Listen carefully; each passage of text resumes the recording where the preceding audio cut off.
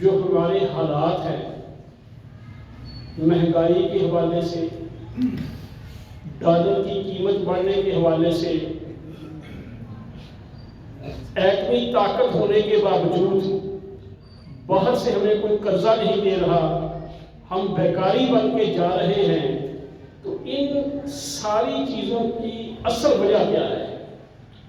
T V پہ ہمارے ماہرین آتے ہیں، شو کرتے ہیں اور ہر بندہ کو اپنی رائے دیتا ہے، لیکن میں نے بہت کم رائے سنی ہو کہ کوئی بندہ اس اینگل سے، اس زاویے سے، اس نقطہ نظر سے بات کر رہا ہو کہ کیا ہمارا دین بھی اس بارے میں رہنمائی کرتا ہے؟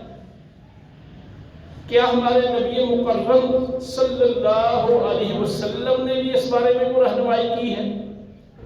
کیا ہمیں ہمارے اسلاف سے بھی اس بارے میں کوئی چیز ملتی ہے؟ دیکھیں 21ویں صدی ہے، ہمارے جو ماہرین ہیں وہ ملک سے بھی تعلیم یافتہ ہے، بیرون ملک سے بھی تعلیم یافتہ ہے، اور بڑے بڑے وہ کہتے ہیں کہ ورلڈ بینک میں ہم نے سروس کر رکھی ہے، IMF میں ہم نے ملازمت کر رکھی ہے، ہم نے دنیا کے اندر فلاں کمپنیوں کا نظام دیکھا ہے۔ ان سب کے باوجود جو ملکی حالات ہیں وہ آپ کے سامنے ہیں۔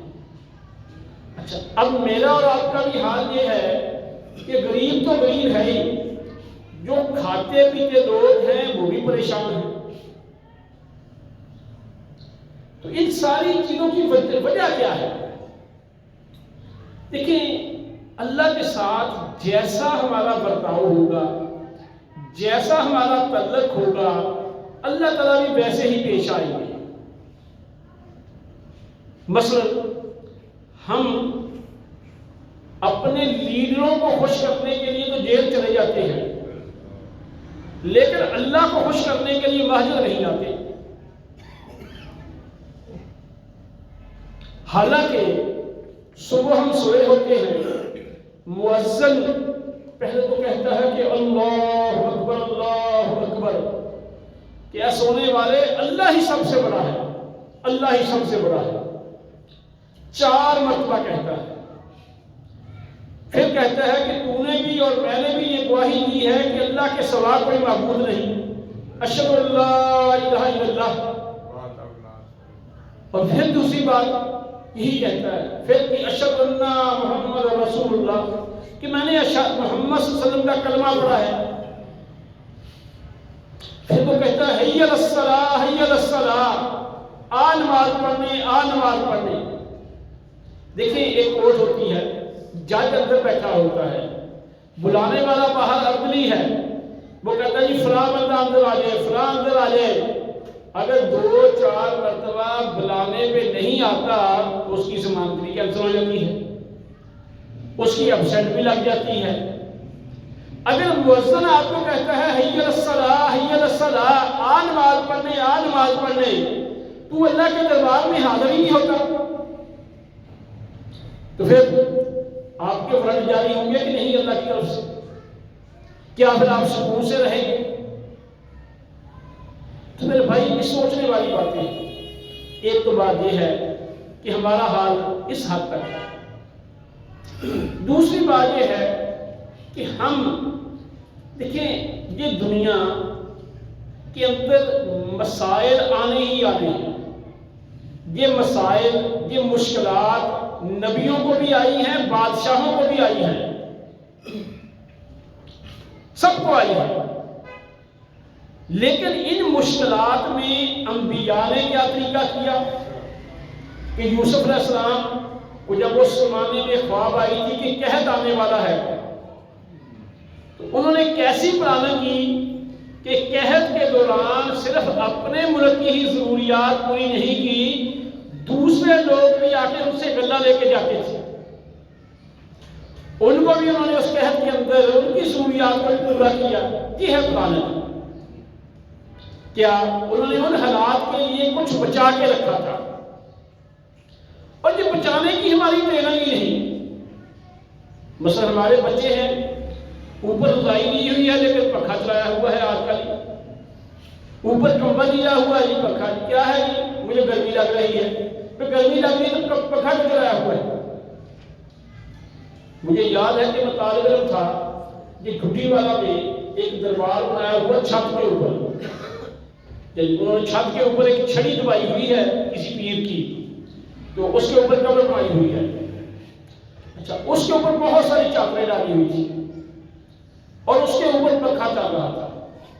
تو میں اس وقت طالب علم تھا، تو میں نے اسے سوال کیا کہ یہ اتنی چادریں ڈالی ہیں تو پھر پنکھا چلایا ہوا تم نے؟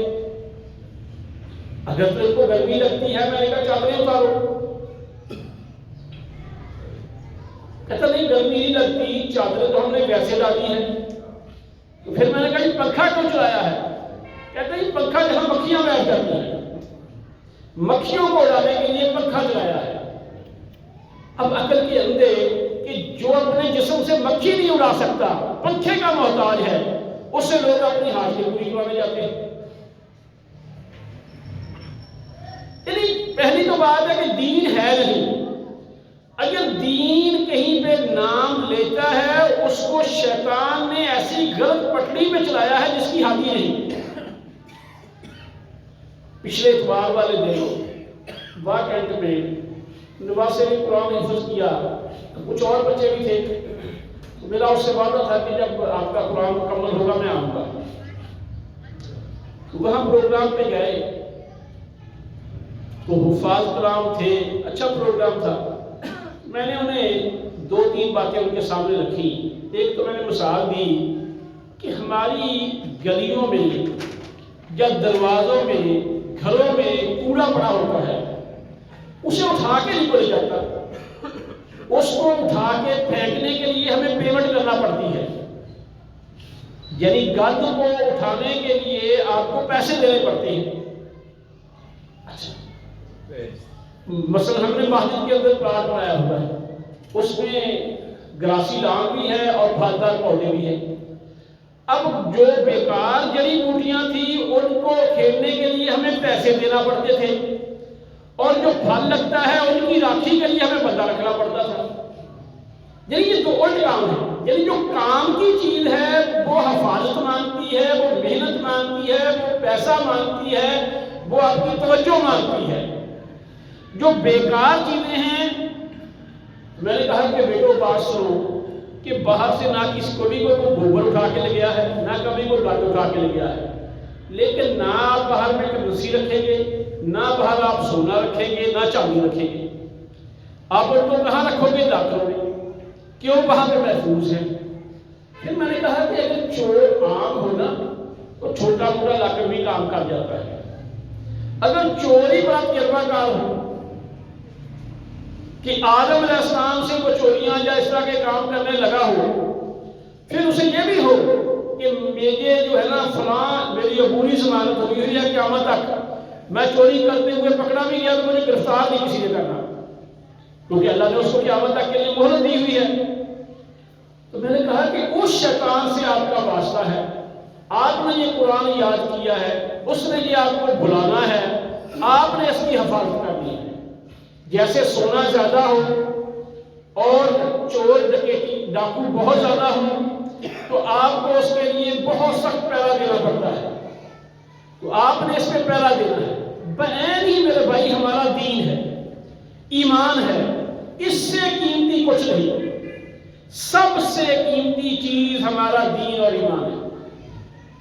اسی کے لیے امام الانبیاء حضرت محمد رسول اللہ صلی اللہ علیہ وسلم نے مکے جیسا شہر چھوڑ دیا تھا،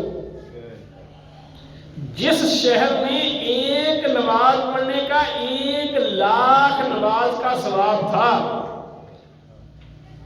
آپ نے اور آپ کے صحابہ نے اس کو چھوڑا اور مدینے چلے گئے۔ کیوں گئے؟ وہاں پہ دین محفوظ نہیں تھا، اسلام پہ عمل کرنا مشکل تھا، اپنے ایمان کو اپنے اسلام کو بچانے کے لیے انہوں نے ہجرت کی۔ بعین ہی ہمارے باوجود آپ کے بھی انڈیا سے ہجرت کر کے ادھر آئے ہیں، ہم کس لیے آئے تھے؟ وہاں پہ آپ کی جائیدادیں تھیں، وہاں پہ آپ کے گھر تھے، سب کچھ تھا، ان کو کس کے حوالے کر کے آئے تھے ہم؟ کس حالت میں آئے تھے یہ ہماری نئی نسل کو تو پتہ ہی نہیں۔ تو میرے بھائی اس دین کو، اس ایمان کو بچانے کے لیے، لیکن آج غیر محسوس طریقے سے اس شیطان نے ہمیں پتہ ہی نہیں چلنے دیا، غیر محسوس طریقے سے اللہ کہتا ہے، مؤذن کے ذریعے کہلواتا ہے الصلاۃ خیر من النوم۔ یہ مولوی نہیں کہہ رہا، کوئی مفتی نہیں کہہ رہا، یہ اذان کہاں سے شروع ہوئی، کب شروع ہوئی، تو یہ کہلوانے والا کون ہے؟ اس پہ محمدی مہر ہے صلی اللہ علیہ وسلم۔ جس کام پہ محمدی مہر ہو وہ کام من جانب اللہ ہوتا ہے۔ تو جب وہ اللہ کہتا ہے کہ نماز بہتر ہے نیند سے، ہم کہتے ہیں نہیں اب تھوڑا سا سو لو یہ بہتر ہے۔ اب جمعے کا ٹائم ہے، اللہ تعالیٰ کہتے ہیں وَذَرُوا الْبَيْعَ، کاروبار بند کر دو، ذَلِكُمْ خَيْرٌ لَكُمْ، یہ تو ہمارے لیے بہتر ہے۔ ہم کہتے ہیں، ریڑی والا کہتا ہے نہیں تھوڑا سا ٹائم لگا دو 4 گاہک آ جائیں گے۔ دکاندار کہتا ہے نہیں، چلو وہ دکان والا دکان پہ بیٹھا، ریڑی والا ریڑی پہ بیٹھا، ہمارے جیسے گھروں میں بیٹھے ہیں، مسجد میں نہیں آئے۔ اب کیا کر رہے ہیں؟ اس وقت جو مسجد میں نہیں آئے، اکثریت کیا کر رہی ہے؟ انہیں دھوکہ کس نے دیا؟ اسی چور ڈاکو، اسی نے جو ہمارا اصلی دشمن ہے شیطان۔ اس لیے میرے بھائی اللہ تعالیٰ کہتے ہیں وَمَنْ أَعْرَضَ عَنْ ذِكْرِي فَإِنَّ لَهُ مَعِيشَةً ضَنْكَ، کہ جو ہمارے دین سے منہ پھیرتا ہے، جو دین سے اعراض کرتا ہے، جو دین سے دوری اختیار کرتا ہے، اللہ اس کی زندگی تنگ کر دیتے ہیں۔ اب من حیث القوم ہمارا یہ حال ہے، اور کہیں پہ اگر سچی بات ہے کہ اسلام کا نام لیوا ہے تو حال کیا ہوتا ہے؟ یہ دولت کی بات ہے کہ ہمارے رضا ٹاؤن میں ہی ایک کونے پہ خواتین کافی بیٹھی تھی، اور صبح روزانہ وہاں پہ کتنی خواتین اکٹھی ہو جاتی۔ تو میں نے گارڈ سے پوچھا کہ جی عورتیں اتنی اکٹھی ہوئی ہیں، یہ کیا مسئلہ ہے؟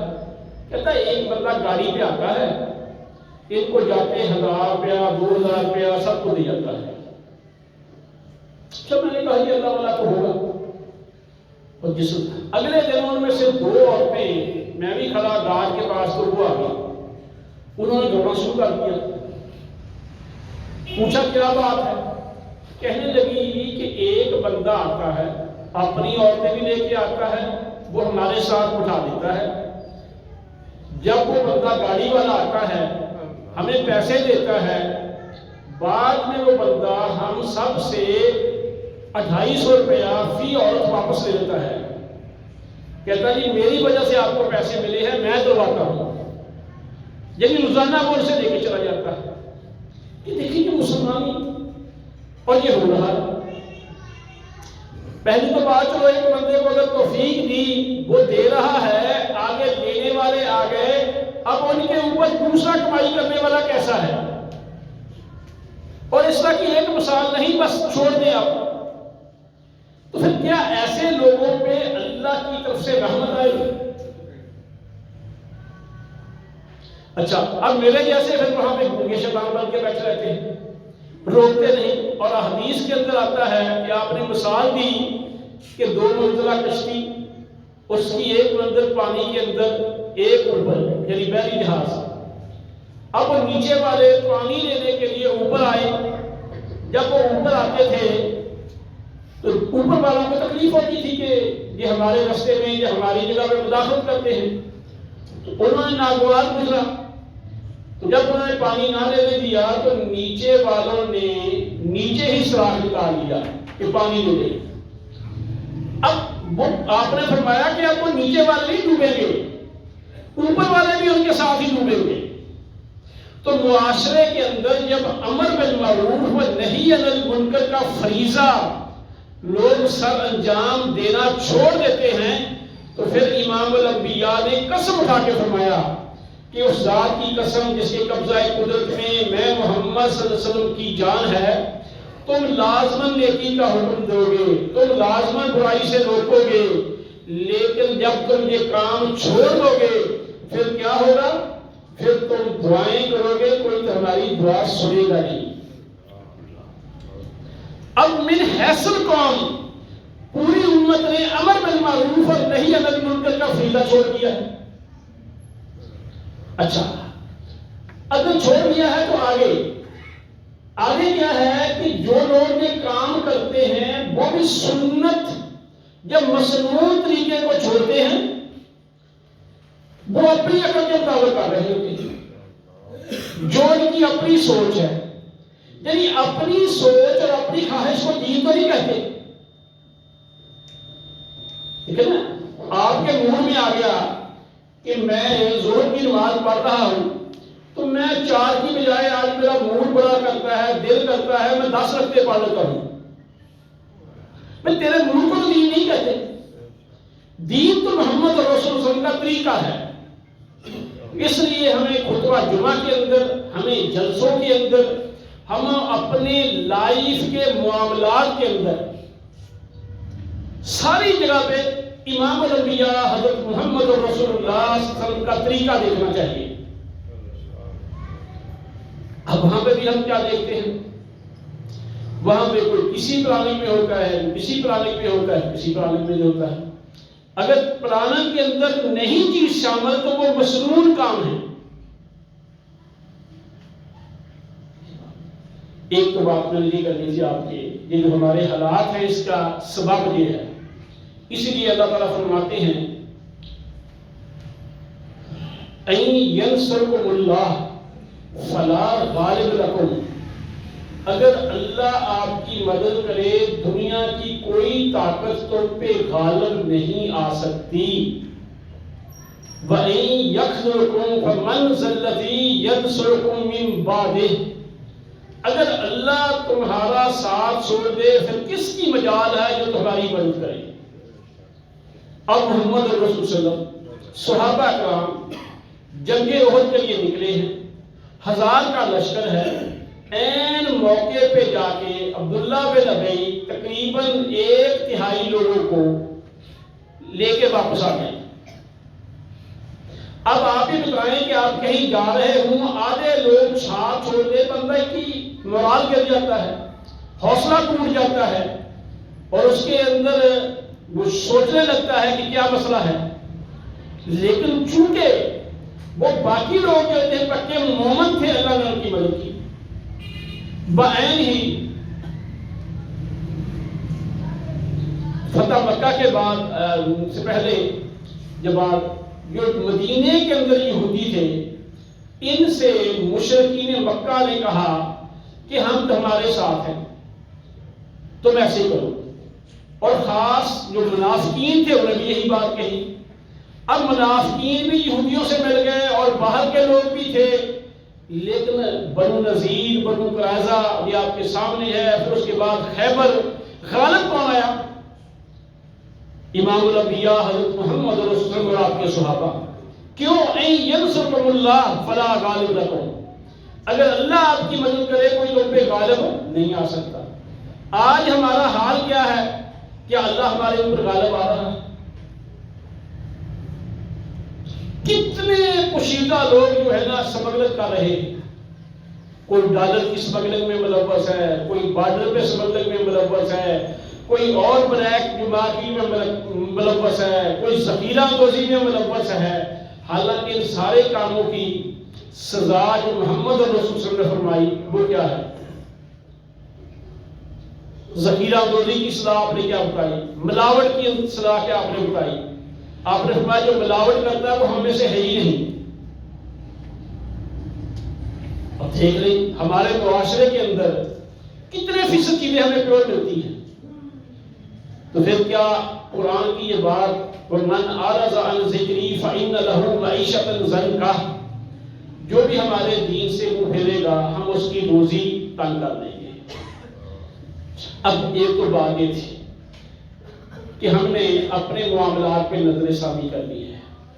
اچھا، اب معاملات پہ نظر ثانی کرنی ہے تو ہم نے اپنی صلاحیتوں کو بھی سوچنا ہے کہ میری صلاحیتیں کہاں صرف ہو رہی ہیں، میری صلاحیتیں کہاں کام آ رہی ہیں۔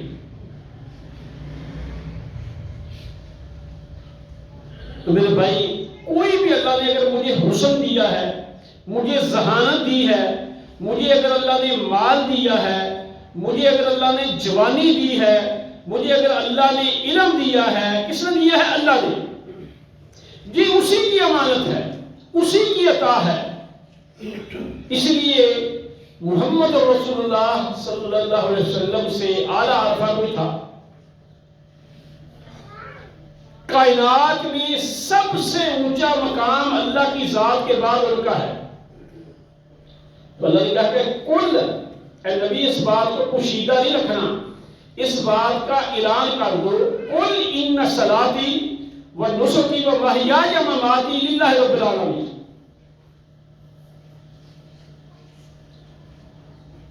جو کچھ بھی میرا ہے وہ ایک اللہ کے لیے۔ تو آج میرے بھائی ہمارا حال کیا ہے کہ کہیں چلے جائیں سوائے ایک آدھ بندے کے، خاص طور پہ وہ علاقے جو پوش علاقے ہیں، جو محلہ قائب علاقے ہیں، دیہاتی لوگ ہیں، ان میں ہم نے دیکھا ہے کہ گاؤں کے عام آدمی بھی مسجد کی صفائی کر لیں گے، مسجد کی چیزوں کا خیال رکھ لیں گے۔ اب ہمارا مولوی جانے، مولوی کا کام جانے، اور یہ ہماری ٹریننگ اور تربیت ہی نہیں۔ حالانکہ انڈیا کے اندر شاید آپ کے علم میں نہ ہو، اس وقت جب کھانا پکتا تھا ہر مسلمان گھرانے میں، تو ایک روٹی کو کہتے تھے زائد بناؤ، یعنی ہر گھر میں ایک خواہ امیر ہے خواہ غریب ہے، کم از کم ایک روٹی زائد بناؤ۔ وہ روٹی کہاں جاتی تھی؟ مدارس میں، کیونکہ مدارس کا اپنا کھانے پکانے کا سسٹم نہیں ہوتا تھا۔ اس سے کیا ہوتا تھا کہ ہر گھر کو یہ عادت پڑتی تھی کہ میں نے بھی خرچ کرنا ہے، اور کترا کترا مل کے پھر ہماری ایک مٹھی آٹے والی تحریک چلی تھی خلافت عثمانیہ کے دور میں۔ عورت جب آٹا گوندتی تھی، آج کل کے بچوں کو اس کا ہی پتہ نہیں، وہ کلالی میں جب رات میں آٹا ڈالتی تھی گھر کے افراد کے لیے، جتنا اس نے گوندنا ہوتا تھا اس کو ڈالنے کے بعد ایک مٹھی اس سے نکال کے علیحدہ ایک برتن میں ڈال دیتی، صبح و شام جو بھی آٹا گوندتی اس سے ایک مٹھی نکال کے علیحدہ ڈال دیتی، اس مٹھی کو بیچ کے اس تحریک کی معاونت کرتے تھے، اس سے انقلاب آ گیا تھا۔ آج ہمارا حال کیا ہے؟ ہم سبھی کہتے ہیں کہ تو انتظامیہ والوں کا کام ہے، بلکہ ایسی ایسی باتیں کرتے ہیں۔ گاؤں میں کچی باتی میں ایک وقت اور بھی کام باقی چھوڑے، تو وہاں پہ میں نے پانی کا پلانٹ لگوا دیا۔ اب پانی کا پلانٹ لگوا دیا، بل شیل کافی باتیں، اس میں کبھی کوئی معمولی مسئلہ بنتا، یہ کام ہی کرتے ہیں، ان کو تو باہر سے پیسہ ملتا ہے دوسرے ملکوں سے، یہ تو خود کھا جاتے ہیں، یہاں لگاتے نہیں۔ بجائے ان میں سے کوئی بندہ اس پلانٹ کی حفاظت کرے، اس مسجد کا خیال کرے، کہتے ہیں کہ ان کو باہر سے پیسے ملتے ہیں، یہ خود کھا جاتے ہیں، تو جہاں پہ تو کوئی لگاتے نہیں ہے۔ یقین جانے واللہ جو منبر پہ کھڑے ہیں اور پتہ نہیں اللہ کو قبول کرے کہ اپنی تنخواہ کا معنی ہی ہوتا ہے تنخواہ، کتنی مشکل سے وہ کام کرتے ہیں، لیکن ہمارا حال یہ ہے بھئی تم بھی جہاں کے باشندے ہو تو ہمارا کوئی حق نہیں۔ تو میرے بھائی یہ مسجد بن رہی ہے آپ کی بھی، اتنا عرصہ ہو گیا ہے، تو اس میں یہ قاری صاحب ہمارے ٹھیک ہے وہ مسجد کے اندر جہاں خدمت پہ مامور ہیں، اتنے بڑے پروجیکٹ کی کیا وہ اکیلی صفائی کر لیں گے؟ اتنے بڑے کام کو وہ اکیلے سنبھال لیں گے؟ پھر بعض بندوں کو ہوتا ہے کہ میری بے عزتی ہے۔ یقین جانے اگر بڑا بندہ مسجد میں کام کرے گا اس کی عزت میں مزید اضافہ ہوگا۔ میں گھر کے قریب مسجد ہے، جب بھی کوئی فارغ ٹائم ملتا ہے تو مسجد میں چلے جاتے ہیں۔ ایک دن کچھ بندے میری یہ نماز کرسی کے لیے آئے، تو میں نا مسجد کے اندر پودوں کو پائپ سے پانی لگا رہا تھا، تو ان میں وہ بندہ ہمارا متحد بھی تھا، اس وقت سر آپ تو خود ہی لگا رہے ہیں۔ ان کے ذہن میں ہے کہ جو بندہ کسی پوسٹ پہ رہ لے اس کو کام کرنا گناہ ہے، تو وہ تو چھوٹا تھا، لیکن بڑے لوگ وہ خوش ہوتے ہیں، کہتے ہیں دیکھو یہ کتنے اچھے لوگ ہیں، اللہ کے گھر کی خدمت کرتے ہیں، فلاں ہے، اور اور سچی بات ہے کہ اگر اللہ اپنے گھر کی خدمت ہم سے لے لے، ہم سے زیادہ مقدر والا کو بندہ ہے؟ اچھا پھر کریں گے کیا؟ پھر کریں گے یہ کہ جو آپ کا شعبہ نہیں نا، یعنی اس دنیا کا ہر کام سے مشکل کام یہ ہے کہ بندہ اپنے کام سے کام رکھے. یعنی جس چیز کا آپ کو پتا ہے، جس میں آپ ماہر ہیں، جس میں آپ کا تجربہ ہے، جس میں زندگی کے اندر آپ نے کچھ کر کے دکھایا ہے، اس میں تو آپ مشورہ دیں. جس کا آپ کو پتہ ہی نہیں، ABC بھی نہیں جانتے، اس میں آ کے آپ نا مدد تو کیا کرنی ہے، اور پنجابی میں کہتے ہیں اس میں آ کے لچ کرتے ہیں. یعنی یہ ہمارا حال ہے سچی بات. اور آخری بات کیا کہ میں ختم کرتا ہوں. ایک ہمارے وہاں محلے میں اپنے آپ کو بہت اونچا سمجھتے ہیں، کئی کوٹھیاں بنائی ہیں انہوں نے، تو بڑی کئی دفعہ بدتمیزی سے پیش آتے ہیں. 11 بجے اب بتاؤ کہ ہماری مسجد 12 بجے سے لے کر انشاءاللہ کھلی رہتی ہے. تو میں چونکہ مسجد کے اندر بیٹھا تھا، 11 بجے آ کے ایک بندہ دروازہ کھٹکھٹا رہا ہے. میں نے کہا کہ آج میں ادھر بینک کا کام کر رہا ہوں. میں نے کہا ادھر کیا لینا؟ میں واش روم آیا ہوں. میں نے کہا اتنی کروڑ کی وہ کوٹھی ہے، اتنی کوٹھیاں اور ہیں، تو پیشاب کرنے آپ مسجد میں آئے ہیں، وہاں پہ بکتی دیکھیں نا، ایک مسافر جا رہا ہے وہ واش روم میں آ جائے، ایک کو راہگیر ہے یا کو سبزی بیچ رہا ہے، چلو اسے کو مسئلہ بن گیا وہ آ جائے. 1 کروڑوں کی کوٹھی بن رہی ہے، سالہ سال سے بن رہی ہے، تو مزدوروں کے لیے ایک آدمی واش روم بنا دو. یہ ہمارا حال ہے. تو میرے بھائی اللہ مجھے اور آپ کو معاف فرمائے اور ہم سب کو صحیح معنوں میں مسلمان بننے کی توفیق عطا فرمائے. جب ہم صحیح ہوں گے تو پھر انشاءاللہ ہماری زندگی تنگ نہیں رہے گی، اس میں برکت ہوگی. وما علینا الا البلاغ المبین.